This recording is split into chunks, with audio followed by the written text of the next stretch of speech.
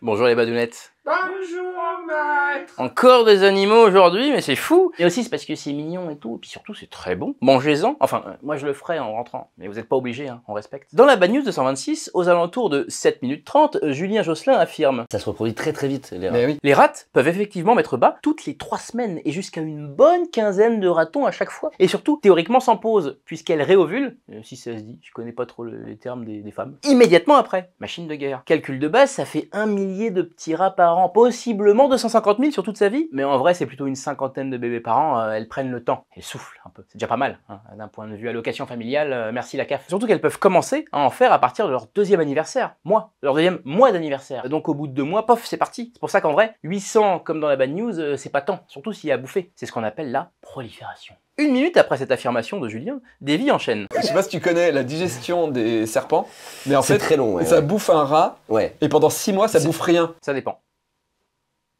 À 9 minutes 10 maintenant, et parce qu'en intro je vous disais qu'on restait sur les animaux, Davy découvre. Dans cette bad news, moi j'ai appris qu'il y avait des migales en France. Eh oui, une vingtaine d'espèces, mais toutes dans le sud. Donc nous à Paris, on est peinards, hein. C'est plutôt les rats, justement ici. Par exemple, devant Notre-Dame, il y a des petits buissons, les touristes y s'adossent, et en fait, dedans, mais c'est au champ le samedi après-midi pendant les soldes, quoi. Et puis ils sont balèzes les machins, hein. Gros comme ta cuisse et tout, que les migales ici, non ça va, tout tranquille. Même dans le sud, elles font genre 1,5 cm et sont inoffensives. Il y a bien des veuves noires qui remontent jusqu'à la Bretagne, mais à moins que par hasard, t'en aies une qui monte dans le TGV et qui atterrisse à la gare Montparnasse, on est plutôt safe. Pour finir avec un animal plus cute, plus kawaii. Lors de la Bad News du jour, Julien et Davy parlent d'une femme ayant survécu à plusieurs submersions de navires. Dani Robinson, en 1909, elle embarque sur un navire, le Lake Champlain, qui fait la traversée Liverpool-Montréal. Et là, le navire se prend. Un iceberg. Bonne réponse. Il a des petites fêlures, etc. Mais il arrive au port pour des réparations. En 1912, Bien sûr.